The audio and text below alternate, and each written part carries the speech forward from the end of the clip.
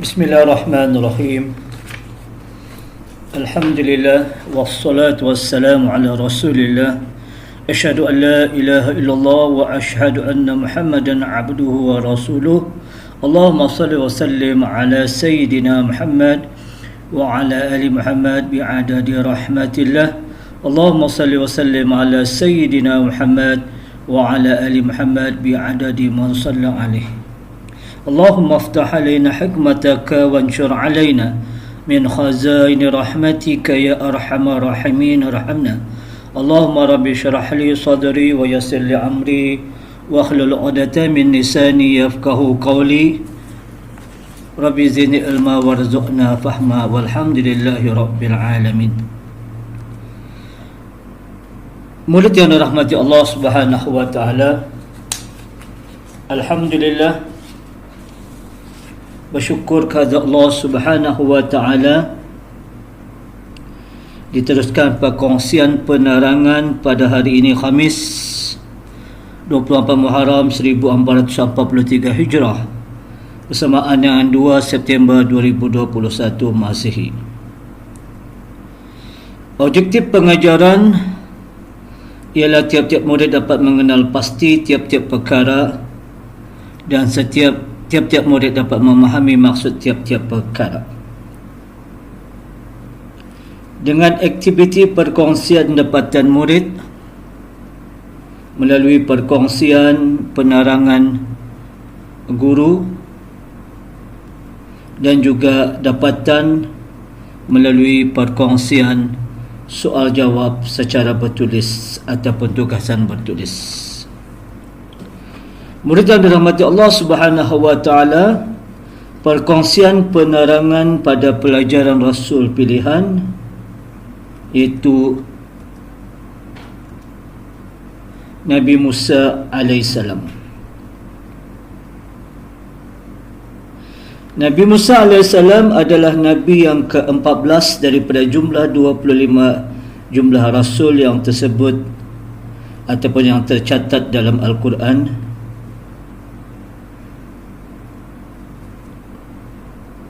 Dan Nabi Musa AS adalah di antara Nabi dan Rasul yang mendapat gelaran Rasul Ulul Azmi. Rasul Ulul Azmi ialah para Rasul dan Nabi yang memiliki kedudukan tinggi disebabkan ketabahan dan kesabaran luar biasa dalam menyebarkan agama Allah.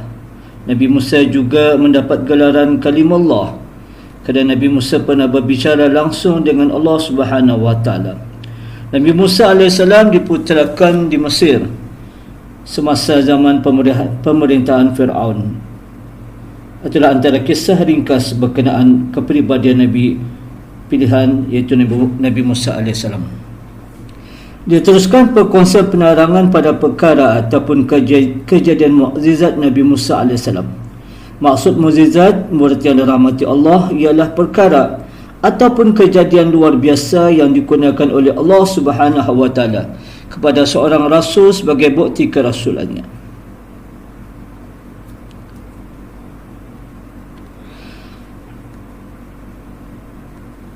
Perkara ataupun kejadian mukjizat juga dianugerahkan pada Nabi kita Muhammad sallallahu alaihi wasallam.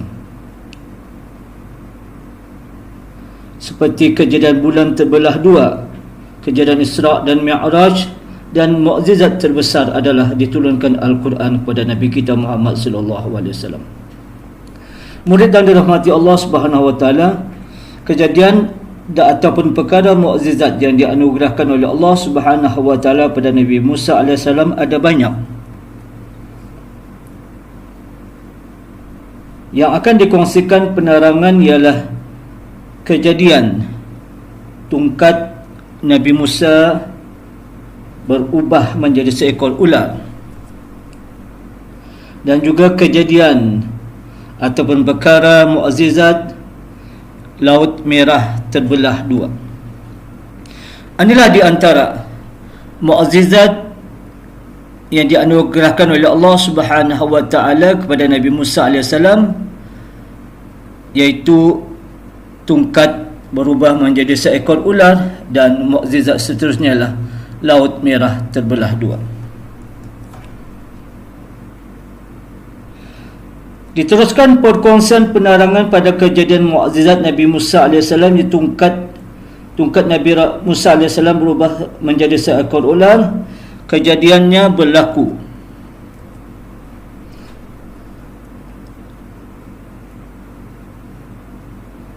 ketika Nabi Musa AS menghadapi ahli atau golongan sihir yang sangat mahir. Sihir adalah perkara yang dilakukan oleh manusia dengan pertolongan syaitan untuk menyesatkan manusia. Ahli atau kumpulan sihir yang mahir atau yang sangat pandai tersebut dikumpulkan oleh Fir'aun. Fir'aun terkenal dengan pemerintahan yang zalim, tidak adil, jahat. Adapun tujuan atau maksud Fir'aun mengumpulkan ahli sihir adalah untuk mengalahkan mukjizat Nabi Musa AS.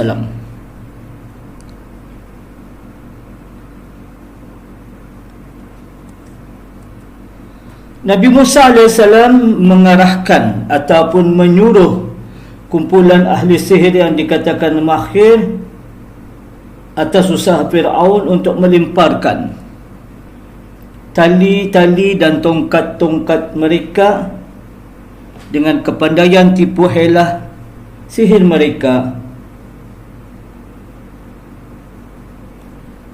menjadikan tali dan tongkat mereka bergerak seperti ular yang memenuhi ruang atau tempat mereka.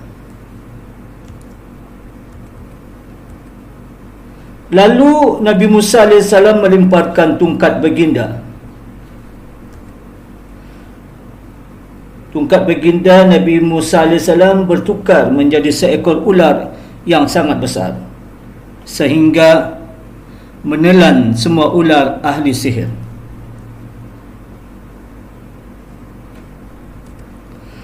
Murid yang dirahmati Allah Subhanahu wa taala, diteruskan perkongsian penerangan pada kejadian ataupun perkara mukjizat Nabi Musa AS.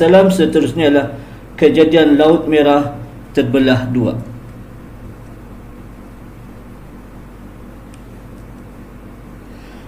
Berlakunya kejadian atau perkara mukjizat Laut Merah terbelah dua setelah Nabi Musa AS mendapat wahyu atau perintah atau kata-kata Allah Subhanahu wa taala yang memerintahkan Nabi Musa AS dan pengikut baginda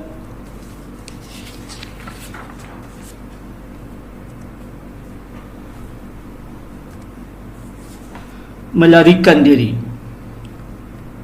lari beredar keluar daripada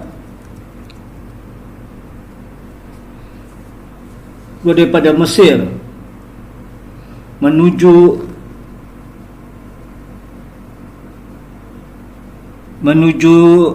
ke arah Laut Merah.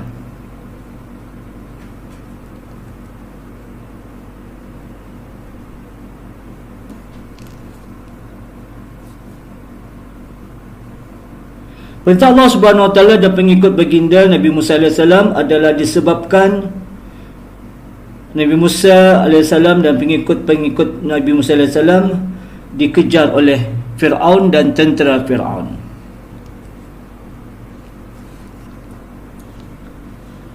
Kemudian Allah Subhanahu wa taala mewahyukan atau memerintahkan Nabi Musa AS supaya memukul tungkat ke laut.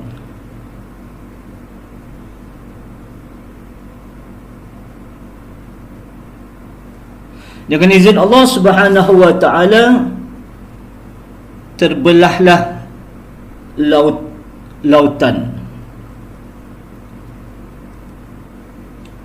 Terbelahlah lautan untuk dilalui oleh Nabi Musa dan pengikut baginda sehingga berjaya menyeberang lautan. Manakala pihak Fir'aun dan tentera Fir'aun mati tenggelam ke dalam air laut. Murid yang dirahmati Allah Subhanahu wa taala, alhamdulillah, Sempurna dan selesai perkongsian pengajaran pada pertemuan hari ini pada tajuk mukjizat Nabi Musa AS. Semoga perkongsian penerangan ini dapat diikuti serta mendapat kefahaman. Seakhiri pertemuan dengan bacaan surah Al-Asr.